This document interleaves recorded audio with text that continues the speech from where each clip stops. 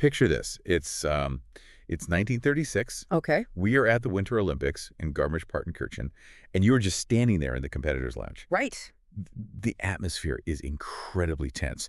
And suddenly, this furious 23-year-old woman just storms up to the wall where the intermediate figure skating results have, just been posted. Uh-oh. Yeah. Yeah. She looks at the paper, sees that she is trailing her teenage rival by just a handful of points, and she completely loses it. Wow. Like, she is so enraged that she rips the results off the wall and just tears the paper into tiny, unrecognizable pieces right there in front of everyone. I mean, who rips down a scoreboard at the Olympics? Right. It is such a vivid, almost cinematic image. And it really completely shatters that delicate, fragile illusion we usually associate with figure skating. Exactly. I mean, that sounds like a massive diva moment. But, this isn't just any angry athlete. This is Sonja Henie. Ah, yes. A woman who, just days after this tantrum, would go on to win her third consecutive Olympic gold medal. Yeah, it's wild. And she would soon conquer Hollywood as, one of its absolute highest paid stars.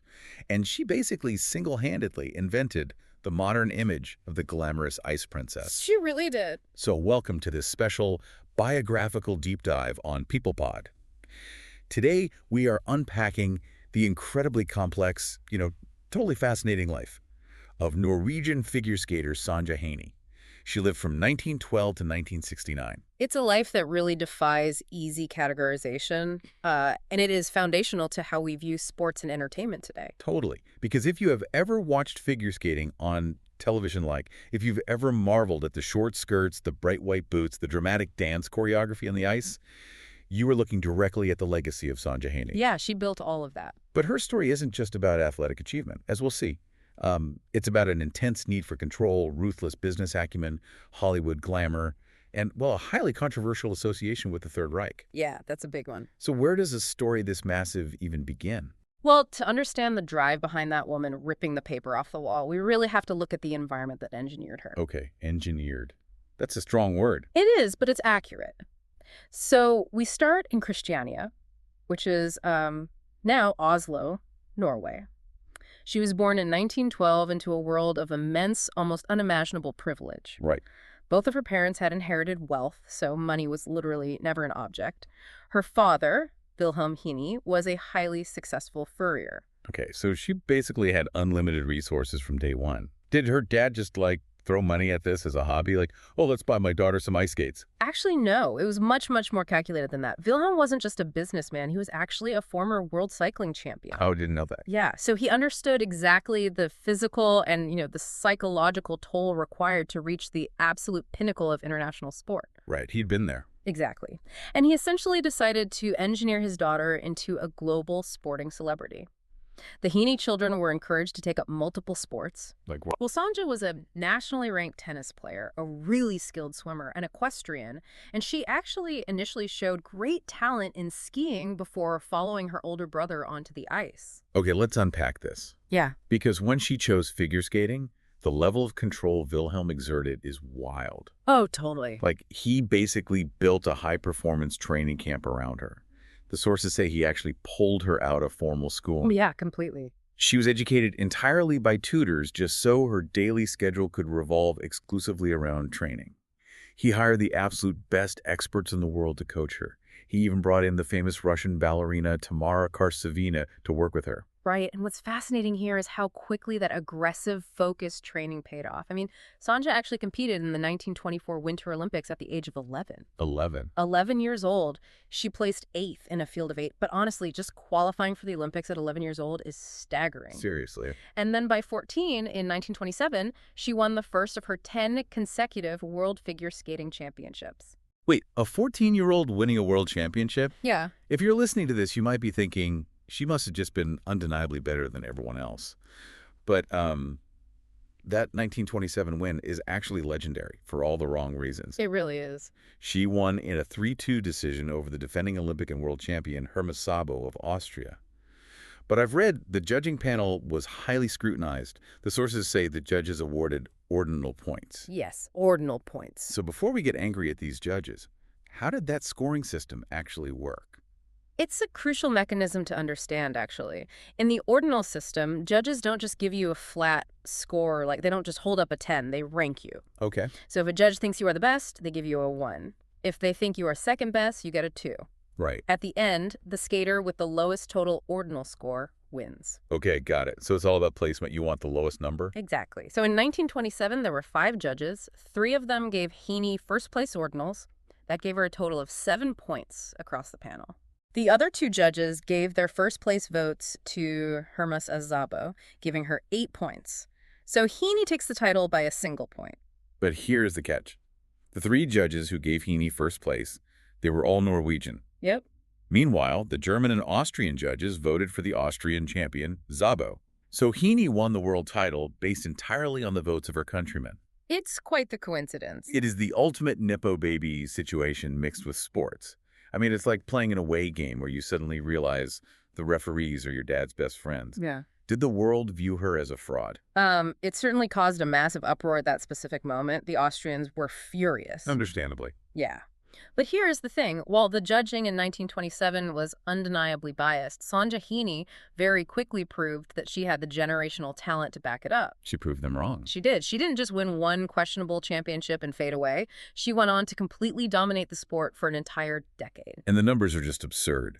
She won 3 consecutive Olympic gold medals in women's single skating, 1928, 1932, and 1936. Unbelievable run. To put that in perspective, no women's single skater has matched that record since. Plus, 10 consecutive world championships and 6 European titles. She completely crushed her competition. She did, but, that level of dominance creates a massive target on your back. By the mid-1930s, a new generation of younger skaters started actively challenging her. Right, the teenagers coming up. Exactly. Women like Hedy Stenhoff, Megan Taylor, and especially a highly technical British skater named Cecilia College. Which honestly brings us back to that incredible moment you described in the intro at the 1936 Winter Olympics with the torn scoreboard. Right. Yes, I want to get into the weeds on this. Yeah. The sources mentioned that after the school figure section of the competition, College and Henie were basically neck and neck. Yes. I'll admit I'm a bit confused here. What exactly were school figures? Because modern audiences don't see that on TV anymore. That's a great question because it really explains the tension. Back then, figure skating literally meant trace the figures. What, literally trace it? Literally. Skaters were required to carve incredibly precise, mandatory patterns like a figure 8 into the ice. Oh, wow. And the judges would actually walk out onto the ice, lean down, and physically inspect the blade marks to see how perfectly they align. You're kidding? No, it was rigid, highly technical, and frankly, quite boring to watch. So it's like a geometry test on ice. That is exactly what it was. And Cecilia College was brilliant at this technical geometry. So after this section, Henie was actually trailing by a few points. Okay. And that is what led to her absolutely losing her temper and ripping the results down.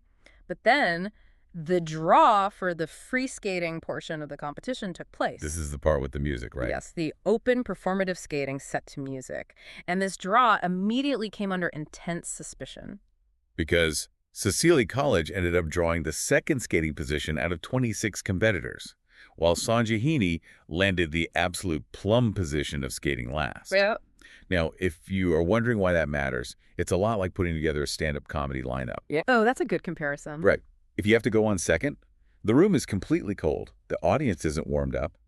But more importantly, the psychology of the judges works against you. How so? Well, they are notoriously strict early on. They hold back their highest scores, like their 9s and 10s, because they don't know who's coming later, and they don't want to run out of room at the top. Exactly. They leave themselves a buffer. Right. Huh. But if you headline the show and go on last, the ceiling is completely gone. The crowd is whipped into a frenzy, and the judges can hand out their maximum marks without worrying about saving them. It is a massive structural advantage. It was such an undeniable advantage that it actually changed the infrastructure of the sport. Oh, really? Yeah. The blatant unfairness of that specific 1936 draw led officials to adopt a fairer, staggered draw in future competitions, specifically to counteract that exact psychological bias from the judges. Wow. But, the change came too late for College. Henie capitalized on her headlining position. She completely wowed the judges and won her 3rd Olympic gold. She might have had a controversial start and, let's be honest, a pretty suspicious draw at the end. But her dominance wasn't just about racking up points. She fundamentally changed the way figure skating looked and felt. She really did. Like, she took it from that rigid geometry test to a literal art form. Yeah, before Henie, figure skating was highly conservative. But she brought something entirely new. She genuinely enjoyed music and had studied ballet extensively from a young age. She famously admired the Russian ballet dancer Anna Pavlova. Okay. And Henie is credited with being the first figure skater to actively use dance choreography. She didn't just skate while music played in the background. She matched her spins and her jumps to the actual mood and tempo of the music. She also totally overhauled the wardrobe. She adopted the short skirt, which we now just accept as standard. Right. Before her, women were skating in heavy calf-length skirts. But what really stood out to me from the sources was the footwear. She started wearing white boots. Yes, the white boots. And the visual impact of that is huge, because dark boots make the skates look heavy and clunky. But white boots visually merge with the ice. They de-emphasize the heaviness of the blade and make the skater's legs look lighter and much longer. It was a brilliant visual trick, and it became a huge focal point for the judges and the spectators. In fact, her white boots were so striking and effective that other female skaters quickly started copying her to get the exact same look. Naturally. And you know what Henie did? Once white boots became the standard, she immediately switched to wearing beige boots just so she could remain entirely unique. That is the ultimate flex. Oh, you guys wear white now. Cool, I wear beige. Exactly. She also incorporated these ballet point techniques, using the toe picks of her skates to literally run or pose on the ice, mimicking a ballerina on point. Though some historians point out this might have been more about style than substance. Yeah, the figure skating historian Ellen Kestenbaum points out an interesting critique here. Kestenbaum notes that while Henie skating was remarkably athletic and powerful for her day, she might have actually overused those toe steps. Like she relied on them too much. Right. Kestenbaum describes them as sometimes looking mincing and ineffective compared to the smooth, flowing glide of traditional skating. Interesting. But Kestenbaum also points out a massive cultural shift here. What's fascinating here is she argues that Henie transformed figure skating into a spectacle of the skater's body. Henie shifted the entire meaning of the sport firmly in the direction of femininity and outward displays of wealth. Oh, the wealth part is so obvious. She often wore these elaborate fur-trimmed outfits that absolutely screamed luxury. Oh, yeah. The fur was everywhere. And this intense focus on her image and wealth brings us to, really, the next massive pivot in her life. Yeah. Here's where it gets really interesting. Because she didn't just want to be an amateur athlete wearing fur. Definitely. Even during her amateur days, it was basically an open secret that her father, Wilhelm, was demanding expense money for her exhibition appearances, which was technically against the amateur rules. Oh, for sure. But after those 1936 Olympics, she officially gave up her amateur status. She turned pro, and she set her sights on the ultimate visual medium, Hollywood. It was a wildly ambitious pivot. While she was still a young girl, Henie had decided she was going to move to California and become a movie star when she finished competing. Just decided, just like that. It was a stated goal. She apparently didn't even consider that her very strong Norwegian accent might be a hurdle for leading roles in American cinema. All right. If you're listening to this and wondering how a figure skater with zero acting chops manages to strong-arm a 1930s Hollywood studio executive, you are not alone. It sounds impossible. But she pulled it off. Her father orchestrated a massive, highly publicized ice show in Los Angeles specifically to launch her film career. It was basically a showcase of her star power. A total stunt. And it worked. She managed to get legendary studio boss Daryl Zanuck into the audience, and she signed a long-term contract at 20th Century Fox. I mean, how did she have that kind of leverage over a guy like Zanuck? She had unbelievable leverage because she had a built-in, rabid, global fan base. We are talking about a woman where the police literally had to be called for crowd control when she appeared in cities from Prague to New York. Wow. Yeah. Zanuck, like any good studio head, recognized that pre-existing star power. He knew people would buy tickets just to see her skate on film.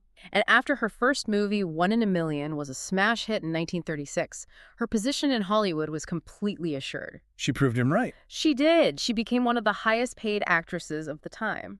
What's incredible is how demanding she was in her business dealings. The studio system in the 1930s usually owned you, but Henie insisted on having total creative control over all the skating numbers in her films. And the box office numbers validate that control.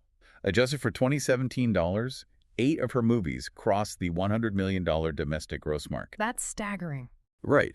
She had massive hits like Thin Ice, Happy Landing, which was actually her biggest hit of all, and Sun Valley Serenade, which featured Glenn Miller and hit songs like Chattanooga Choo Choo.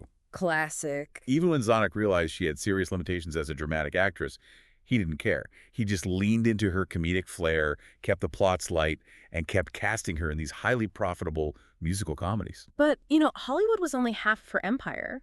In addition to her films from 1936 to 1943, she formed a massive business arrangement with a promoter named Arthur Wirtz to produce touring ice shows called the Hollywood Ice Review. Oh, the touring shows? Yeah.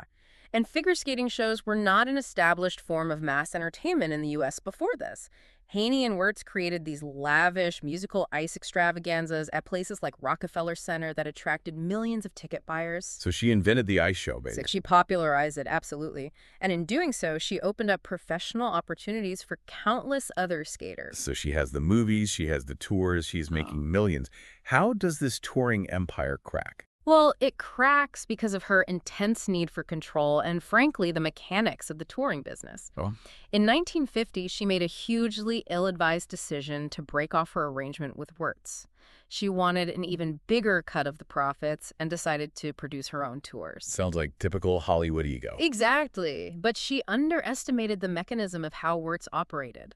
Wirtz didn't just promote shows, he essentially controlled all the best arenas in the country through exclusive booking contracts. Ah, so she thought her star power would just force the arenas to book her, but Wirtz had them locked down legally. Exactly. Wirtz held the keys to the venues. And to add insult to injury, he had already signed the new Olympic champion, Barbara Ann Scott, to replace her. Ouch. So Henie is suddenly stuck playing smaller secondary venues. Then, in 1952, tragedy strikes. A section of temporary bleachers collapses during her show in Baltimore. Oh, that's terrible. It was. This brings a mountain of legal and financial woes down on her, severely damaging her independent touring company. It sounds like a domino effect of bad business decisions and bad luck. It was a very dark period. By 1956, she attempted a South American tour to try and recoup her losses, but it turned out to be an absolute disaster. Why? What happened? The relentless demands of touring had just worn her down. Sources indicate she was drinking heavily at the time, and she could simply no longer keep up physically with the grueling schedule. That disastrous tour really marked her official retirement from skating. Wow. But we have to backtrack a bit, because that ambition and need for elite status is exactly what pulled her into the orbit of some of the 1930s most dangerous figures. We have to discuss a deeply complex chapter of her life. Yes, we do. Because when you are a massive, wealthy, global celebrity performing all over Europe before World War II, you are moving in high society circles. And for Henie, that meant direct interactions with Adolf Hitler. This is a subject of intense historical scrutiny. During her amateur career in the 1930s, she performed frequently in Germany. She became a massive favorite of German audiences and a personal favorite of Hitler himself. The first major controversy occurred at those 1936 Winter Olympics in Garmisch-Partenkirchen. Reports state that as she passed the VIP tribune, Henie greeted Hitler with a Nazi salute. And the sources show it went beyond a passing salute. After the games, she accepted a formal invitation to lunch with Hitler at his resort home in Berchtesgaden. That's right. During that visit, he presented her with an autographed photo featuring a lengthy personal inscription. When news of this cozy relationship reached Norway, she was heavily denounced in the Norwegian press. People were outraged. It's important to present the full scope of the historical record here impartially, as there are counterpoints in her career regarding the regime. Right, let's look at the other side. For instance, in 1939, as she was trying to break her musical comedy mold in Hollywood, she starred in a film called Everything Happens at Night. Okay, I haven't heard of that one. It was an explicitly anti-Nazi film where the plot revolves around hiding a Nobel laureate from the Gestapo. As a result, that film was actually banned in Nazi Germany. She also defended her actions much later in life. In 1954, she released a revised edition of her autobiography called Wings on My Feet. What did she say in it? Well, she addressed the 1936 Olympics directly. She claimed that when she passed Hitler's tribune alongside the silver and bronze medalists, neither she nor the others honored him with the Nazi salute during that specific medal ceremony. If we connect this to the bigger picture, what we are left with is a deeply complex historical picture. Henie moved in the same elite social circles as European royalty people, like the Crown Prince of Norway and Princess Margaret. Right. The sources suggest a portrait of a celebrity whose immense wealth and status as a protected, adored icon may have completely blinded her to the geopolitical realities of the regime she was casually socializing with. Yeah. We see the photos and the contemporary reports of the salute, alongside her later starring roles in anti-Nazi films and her own written denials. It is a period of her life that continues to be heavily debated by historians today. It is a stark reminder of the bubble that extreme fame creates. Moving to her later years, after the touring disasters and her official retirement from skating in 1956, she eventually settled back in Oslo. Yes, back home. She was married 3 times in her life, ultimately finding stability with a Norwegian shipping magnate named Nils Onstad. And this final chapter of her life is quite removed from the ice. Together with Onstad, they amassed a massive, highly significant collection of modern art. Wow, art collectors. Yeah, a huge collection. This eventually formed the basis for the Henie Onstad Art Center, a major cultural institution located near Oslo that actually still exists today. Sadly, she didn't get to enjoy it for long. She was diagnosed with chronic lymphocytic leukemia in the mid-1960s. Interestingly, she was still planning a television comeback special for 1970, where she would dance to Laura's theme from Dr. Zhivago. Really? Even in the late 60s? Yes, her drive to perform literally never left her, but she never made it. She died of the disease in 1969 at the age of 57 while on an ambulance plane flying from Paris to Oslo. That is so sad. Yeah. She is buried alongside Onstad on a hilltop overlooking their art center. It is a tragically early end to a life that moved at 1,000,000 miles an hour from the time she was a child. So what does this all mean for you, the listener? How do we synthesize the life of Sonja Henie? Think about the superstar athletes you watch today. The big ones. Right, the ones who brand themselves into massive global empires, the ones who leverage their athletic success to launch their own apparel lines, start their own media production companies, and demand creative control over their movie roles. She wrote that exact playbook nearly a century ago. She really did. She took an amateur athletic pursuit, which, remember, was literally tracing circles on a frozen pond, and through sheer force of will and intense need for control and undeniable business savvy, transformed it into a multi-million-dollar international entertainment industry. Exactly. So the next time you're watching the Winter Olympics and you see the sequence catching the light, the dramatic choreography, the white boots gliding across the rink, and you hear about the massive endorsement deals waiting for the winners. Remember the 23-year-old woman tearing the scores off the wall? A true pioneer. Remember the woman who first realized that the ice wasn't just a playing field? It could be a stage. Thank you so much for joining us on this deep dive on PablePod. Keep questioning the stories you think you know, stay curious, and we will catch you on the next deep dive.